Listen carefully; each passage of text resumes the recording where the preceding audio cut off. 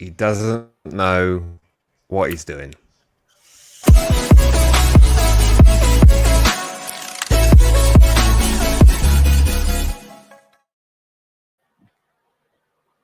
Alright, hello and welcome to the Matchday Vlogs YouTube channel. As always, please remember to smash that like button and hit subscribe, because it really does make a difference to the channel. We're here to discuss...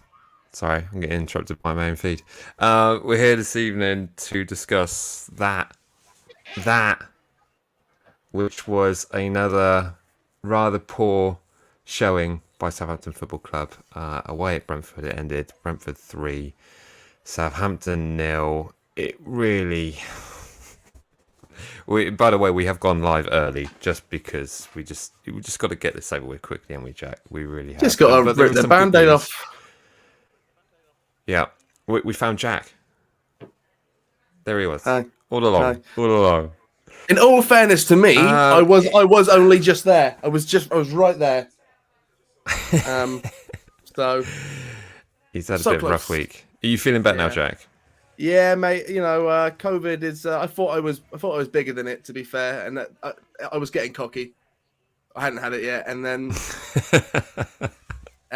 it got me. And it turns out, so many times this week have I thought I'm over it. This COVID thing's easy, and then suddenly I got to stand up, and I'm like, oh, I'm allergic to gravity. The floor for you. So it's been an hard week, and then I thought, I tell you what. I'm off work. This is not great, but at least Saturday I can stay at home and I can watch Southampton play. Yeah, I don't know what I would have rather had.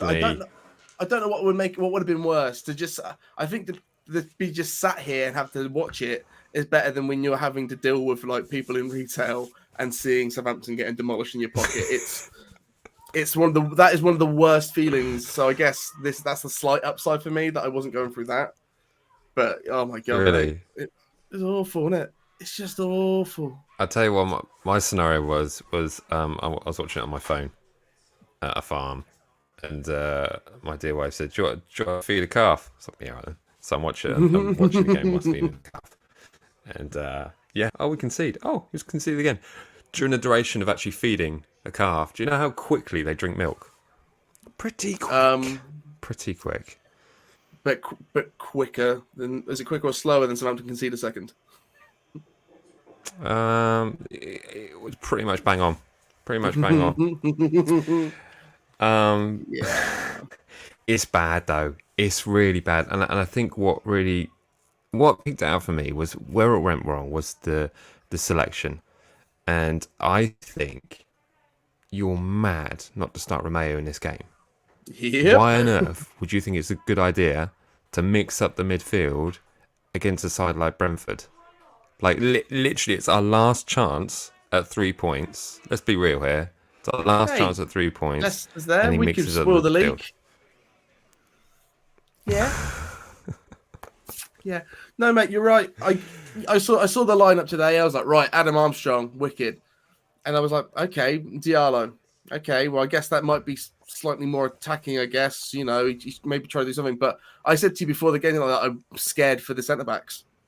I saw that, and I was like, it's going to be... They're going to need to cover. Like, and Ward-Prowse is going to have to help them, and then suddenly that's your midfield completely gone. Like, what are we going to do with that? And that was exactly what happened. And it was those easy things. Like I said, I think I messaged you in the first 10 minutes saying, they should already be one up with those balls into the box.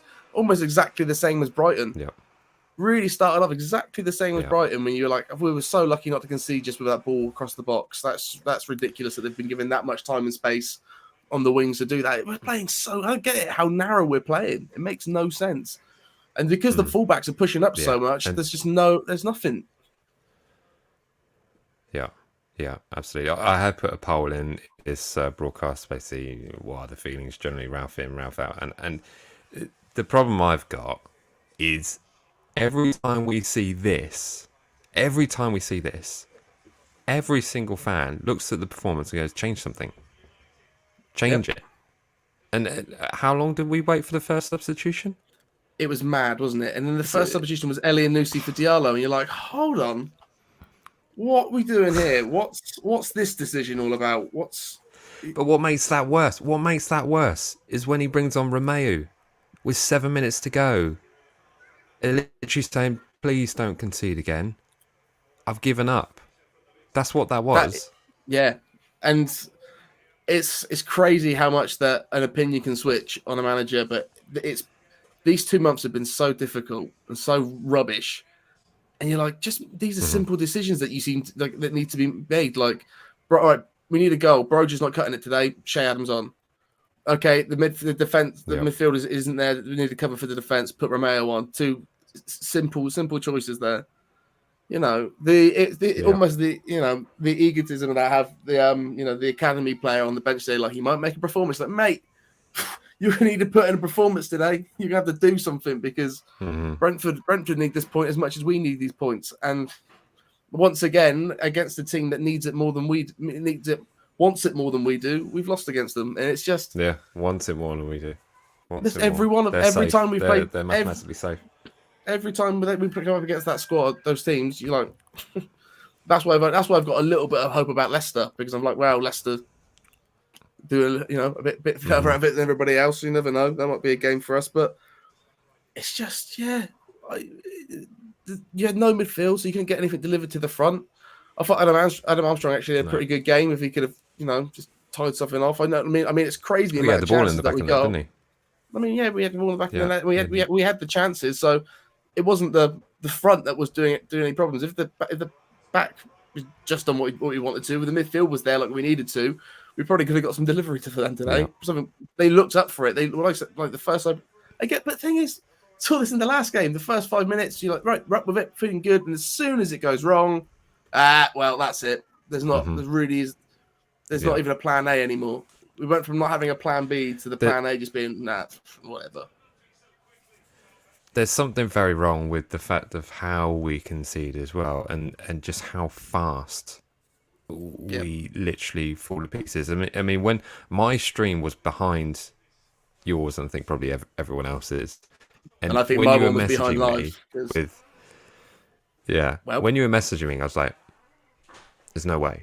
There's literally no way that we can see from this position on the pitch." And when, and I said, my dad was with me actually, and I said, "Oh, we just conceded." Jack just messaged me because it's in the 79th minute, and I was looking at the clock thinking like, how do we concede from now? Like literally, how do we go from having the ball in their half comfortably to conceding? And how many times this season have we just watched us get the ball down to their half of the pitch, or just in and around the box, and we're just passing it about because we just don't have a clue. And every time in the game now, he's like, right, we're up their end. Well, we know we can't do anything from here, so it's either we're going to get a corner, or it's going to turn over. And nothing's going to happen. You just see them going about the box. You're like, there's nothing. This is what's going to happen. And now we've drawn ourselves forward. So all they've got to do is get the ball back and get on the attack. It's going to be a nightmare against Liverpool. It's going to be a nightmare because you do that against them, they're just going to rip you apart. They are indeed. They are absolutely going to destroy us. I mean, in fact, I did say I'd take a 3-0 loss right now. I'll take a 3-0 loss right now at St Mary's. If I could grab it, I'd be like, yeah, because it could be horrible. Yeah, I think it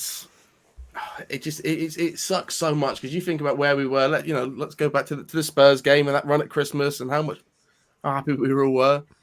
And then suddenly it's kind of the same as last season, except you don't have the excuse of injuries.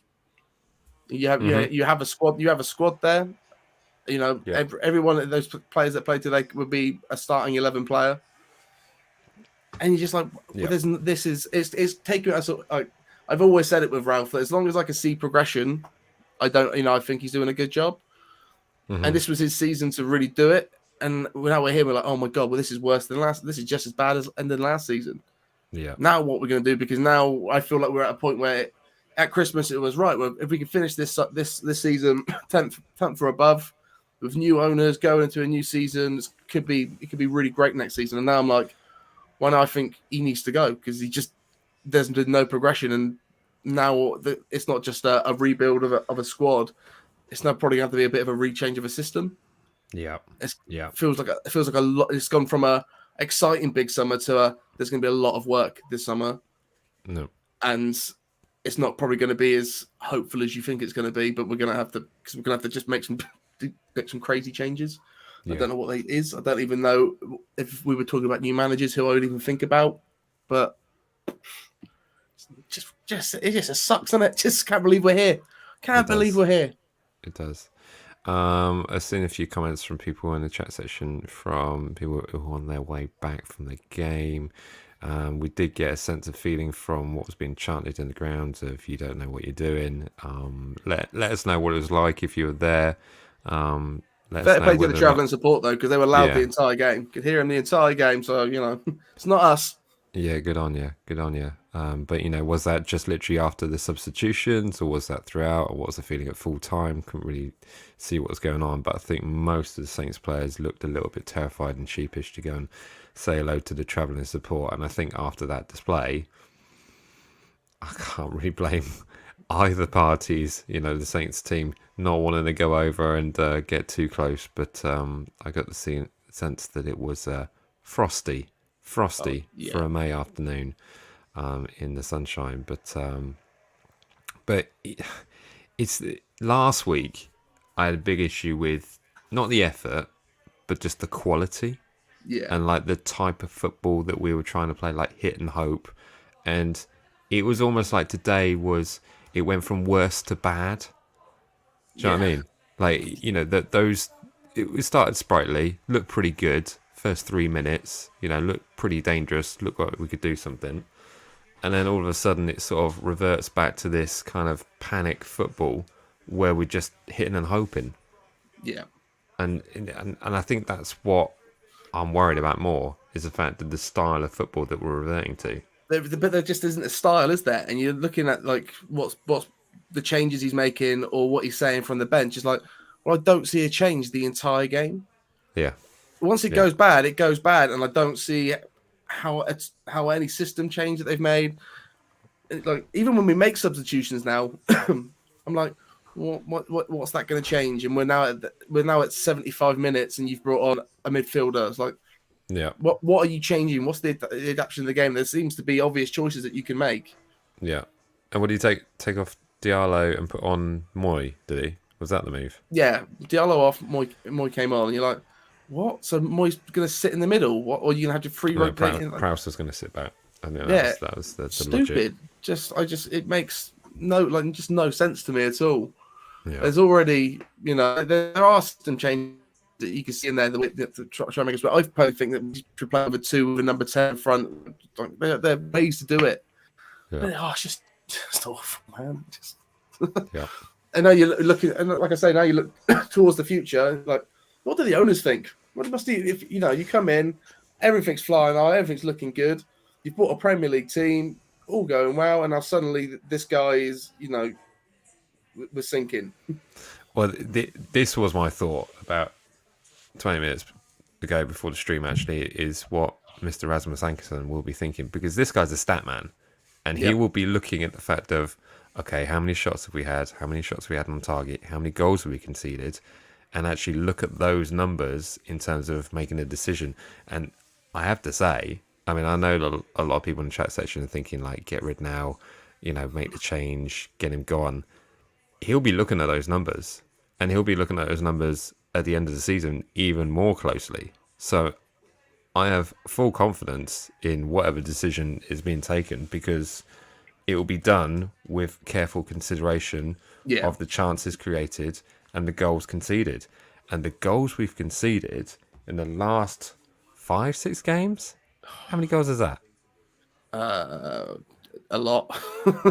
It's a lot. I mean, let me just pull up. Hang on. Goal difference must be absolutely ridiculous. Goal Like, difference is just getting worse and worse.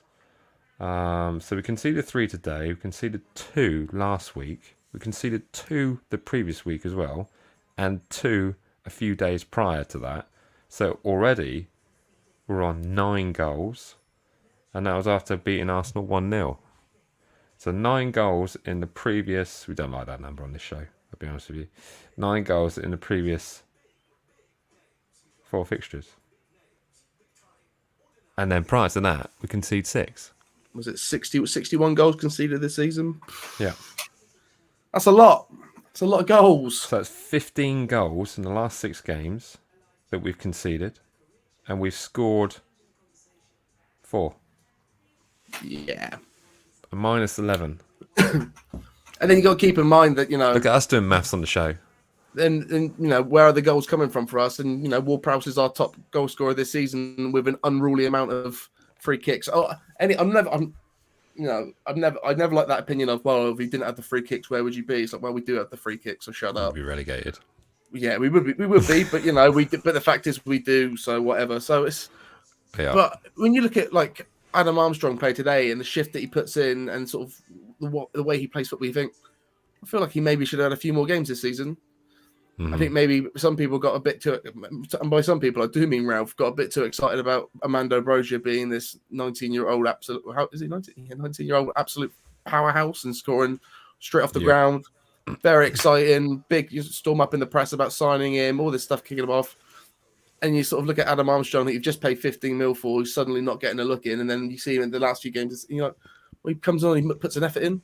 I thought to be fair to Broja, I thought some of the work rate he put in today has been made better than what we've seen the past few weeks. He did all right, but in my opinion, he's in cruise control.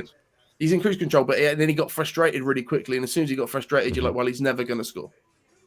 Yep. He's never going to score. So what's going on there? And then I don't even notice it in the game as well, but like Salasu and Kyle Walker-Peters are having a bit of a go at each other as well. Says, what I don't want is for Ralph to be for what's going on there, Ralph losing the dressing room, all frustrating, and it start to affect this team that we know to be a happy, get along team. Do you think they're playing for the manager? I think. Do you know what I mean when I say that? Like, yeah, I know. Remember when we watched like the Mark Hughes reign and Pellegrino reign, and there was just a period where you're just like, nah, yeah, they're done. They're literally like, we're just going to do anything to get you out of here. And I don't think it was quite that what we saw today, but it kind of had remnants of it. Well, here's the thing: when I think of a team that isn't playing for the manager, I look at United, and I see that's for me is when it's really like we're not. That's something different. The boys aren't doing that. I think the boys in their minds think they're putting in effort, but they're not being fired up. They're not being fired up and not being told off. So that leadership isn't there. So I think they're like, why? What's going on? We need to find that fire from somewhere, and it's not coming from anywhere. Yeah, and I think Ralph's. He's had a lot hard time with us, and I think I look at him now and I listen to his answers. The fact he was talking about top 10 in the pre-match conferences, you're like, what are you talking about? Oh, before the Palace game, it's totally achievable. Totally achievable. I mean, these are 2 games that we could have got 6 points from. Yeah, but he was still talking about it this week. It's like you can't be to be being like we can still get top 10 is a way of saying, yo, don't look behind us because that's really scary. So look at this pretty unachievable thing up here. Well, if Brighton were doing all the things that they're doing, the smart manager would be like, right, it's going to be a tough end to the season, so we just have to take this a game at a time and try and finish as close to 10 as possible. Not be like we can still finish top 10. It's like, no, we won't. Yeah. So let's take this serious, shall we? Let's understand the situation that we're in a little bit and get the players fired up and ready to put on a performance and go out there and do something crazy. I think the only thing that I think got us through the Brighton game was the fact that the Brighton fans were so quiet and we were so loud. And it was kind of like a home game, so they had a lot of, really could be G'd up. I think everyone sounded great there today, but there's only so much a support group can do behind you before they're just out of clues. I've put Michael's comment up here for a reason. I've left it up there for ages. But it keep manager change back room stuff. I'm guessing that must be tactical training coaches. Why are goalkeepers doing this job? Yeah, you're not wrong. That's a good shout. I don't think Ralph has had the backing and the right coaches in place. I mean, we've all got fond memories of some of the coaching staff that are there, but we've got 3 goalkeepers. And they've been there. They've all been there for so long. But it is 3 goalkeepers, and the only striker above them is Ralph. And you think, and then you're there going, he's there saying, the strikers need to have more quality in the box. I'm like, so what are you doing to improve that? You can't just say they need more quality. You have to help them get more quality. And which one of you is doing that? One of the three goalkeepers or you? Like, and not being funny, but how elite is your striker? Not they're saying and doing. And I do feel in this league you need to have those sort of players or those sort of coaches in there. So it could be that, but at the same time, I don't. I'm surely with the power that Ralph's got, if he wanted a new coach, he would have a new coach.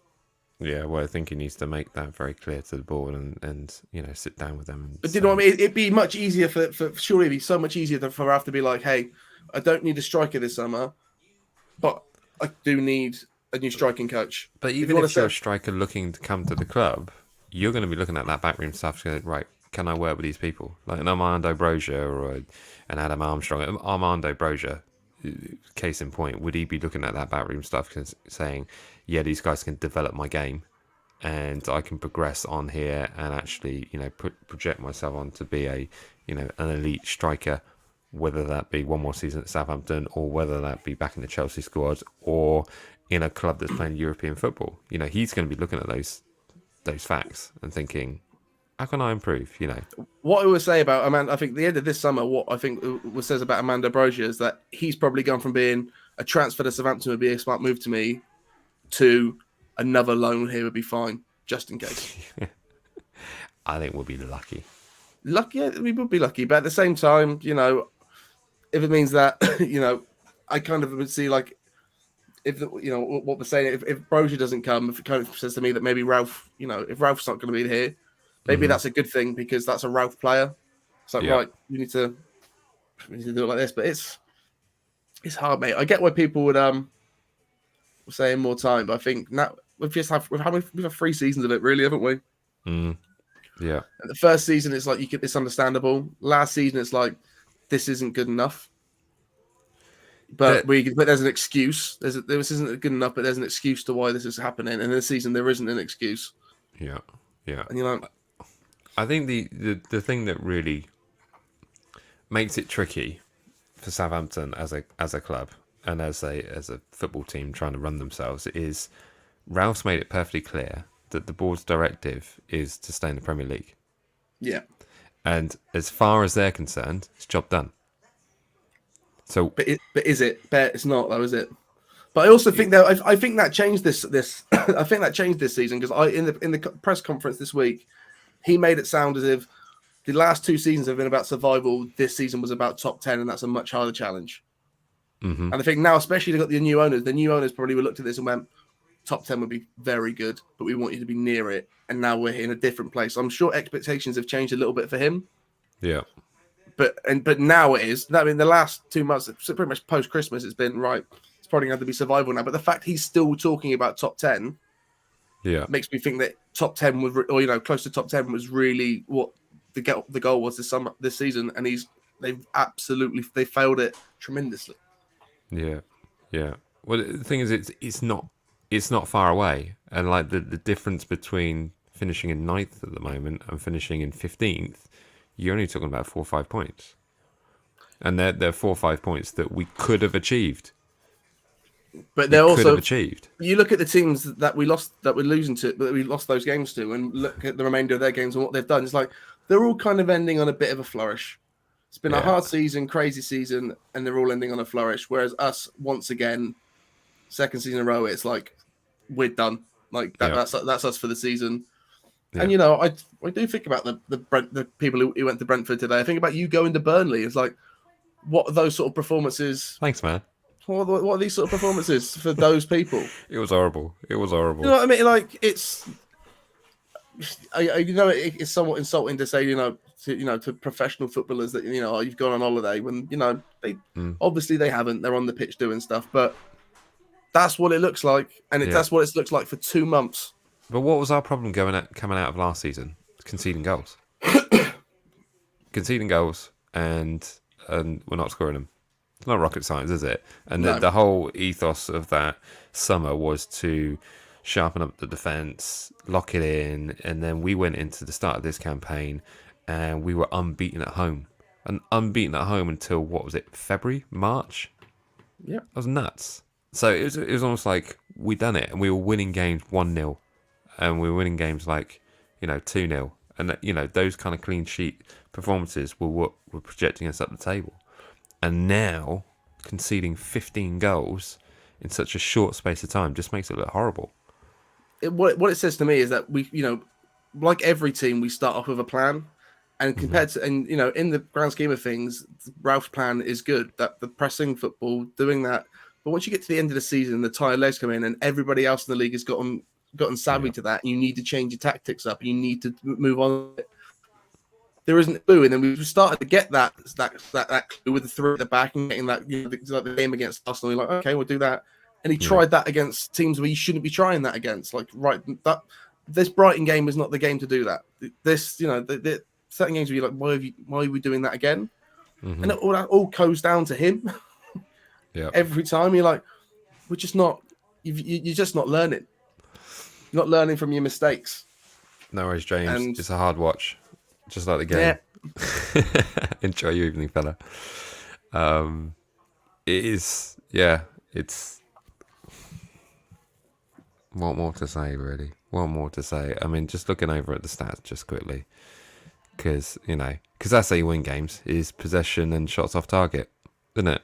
yeah, exactly. Everyone knows that. Everyone knows that. This is basically how it ended. Oh, I can't even see the bottom one. Clear cut chances, 0. 0. Zero.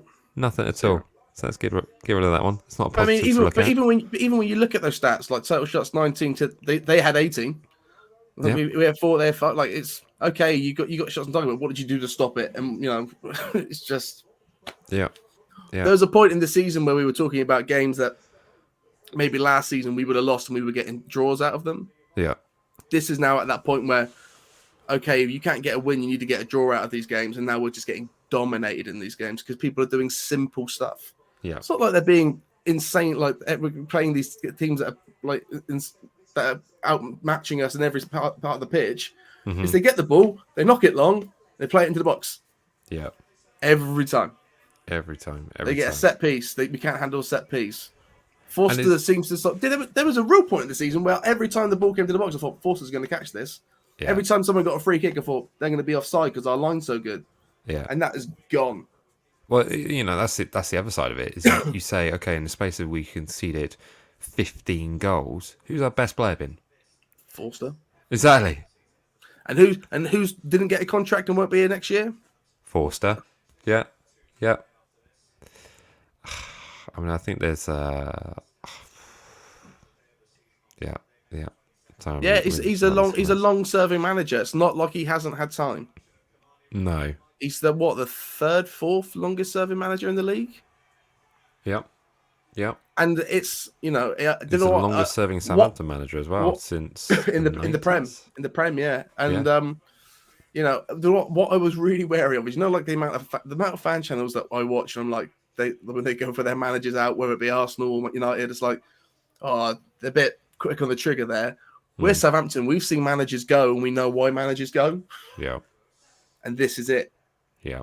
We're at that point now. Like, if you like, I'm more unhappy now than I was at the end of the Pule season by far.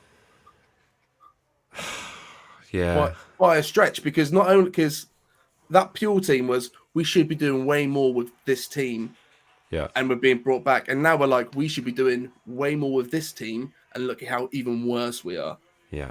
It's we all know that this team can be a top 10 team, but they're up and firing with it every week. And at a certain point, you have to think that's a discipline. That's a discipline of being in that mindset all the time, and that's set from somewhere.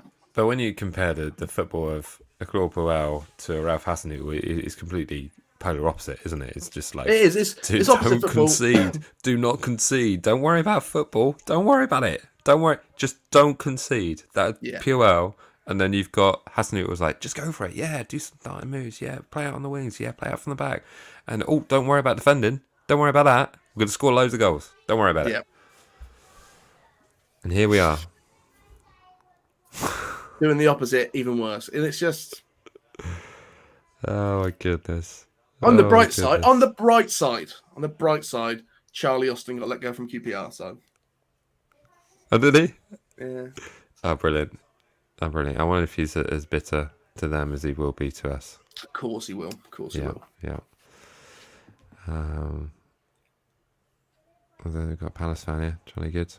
It says a lot. You lot scored first last week, but I still knew we beat you in the second half. Your record is so poor. It's fair. Yeah, it's fair. Oh my goodness. Here's the killer question, and we're gonna end it on this. Well done if you've stayed with us throughout the whole stream. Who wants to go first, Jack? I'll let you go first because I You think. let me go first. Yeah, I'll let you go first because I think you already know how I feel about it. Brighton have just scored again. Have they found? No, like, see, Perfect bright timing. sides. Perfect timing for us Funny to stuff. get on with Funny. that. Here's where I sit with it. I think it's time. I think it's time to move on. I think actually coming out of this season, I like to see him go on amicably, but the board have either got to back him with some decent backup staff, or we just got to be realistic. Yeah, Haven't we?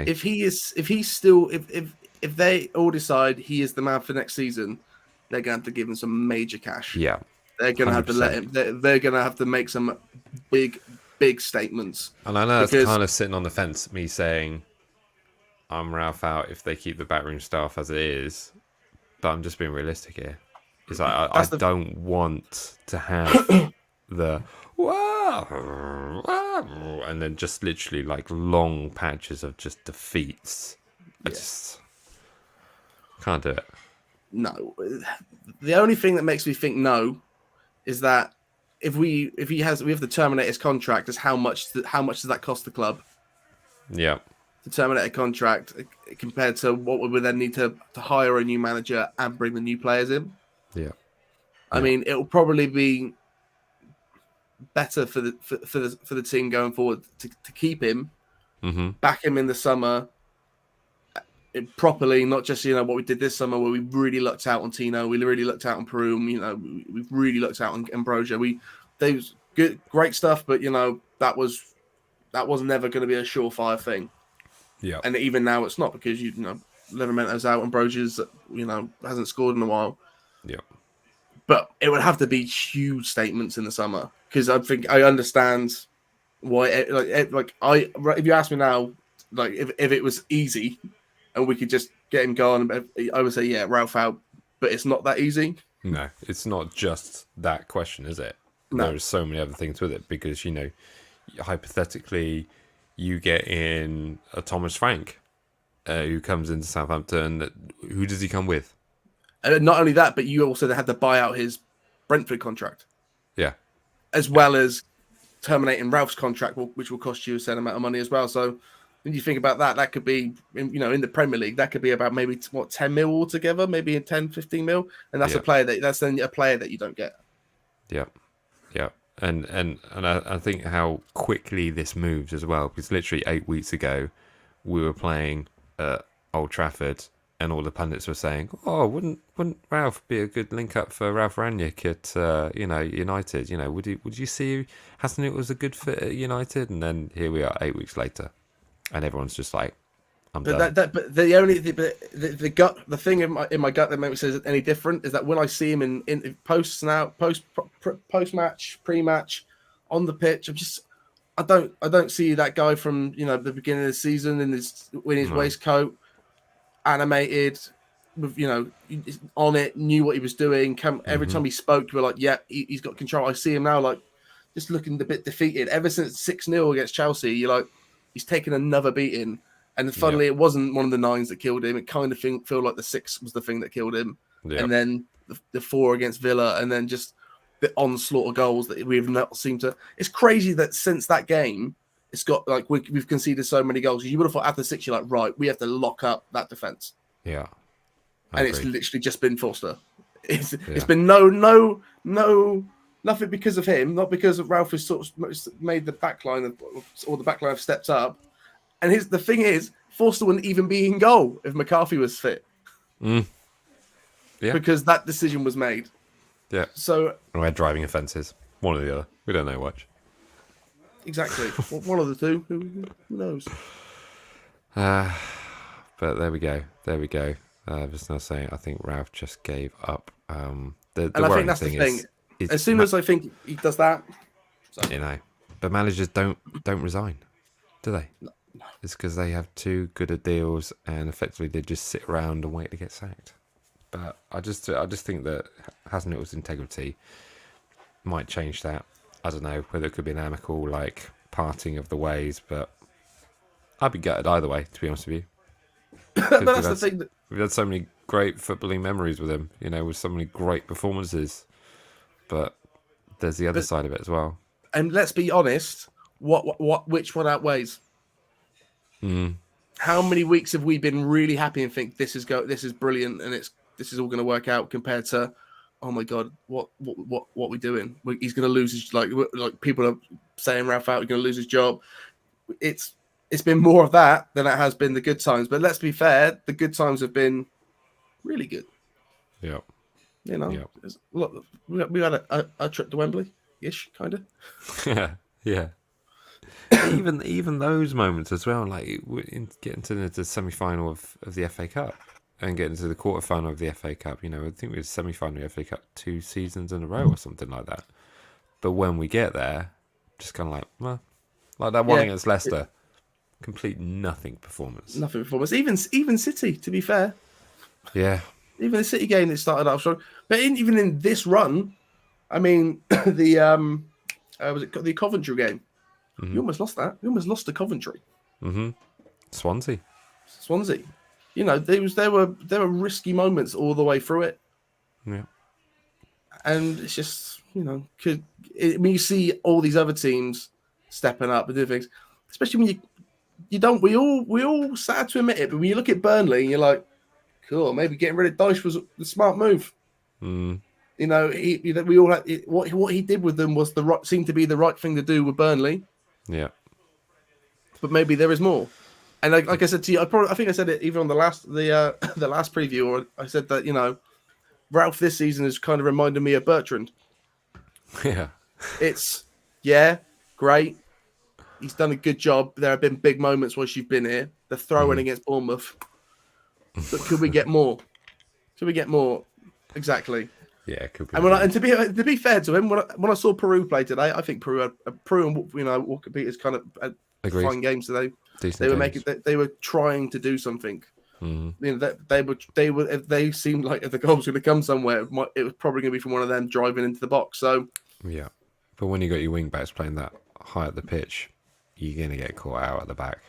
Exactly, especially with no Ori, and it's just yeah. Even been nice, playing Oreo. He scored in the previous game. In the previous game. Why are you not starting an informed player? I don't get it. What are you doing? But I think Venom brings up an excellent comment here. Tottenham away. He gave us that performance. Yeah, but that's what kind of makes it even more sad because where's that team? Yeah. That is it. We all agree because that is at the end of the day that is what we want to be like every week, and it's like right. So why aren't we? Why? Because the players are there. Those players can do that. So we know that. Yeah. Where's the mentality to get them into that every game?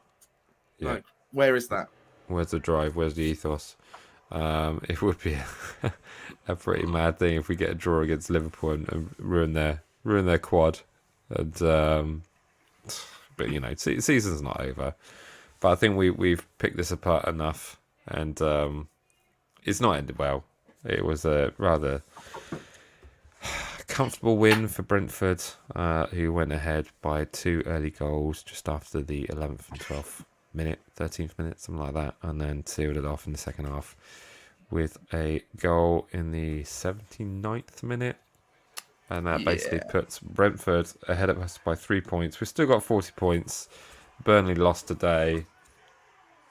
Oh my goodness, Brighton have scored again against Man United. God, it must be fun in the Amex today.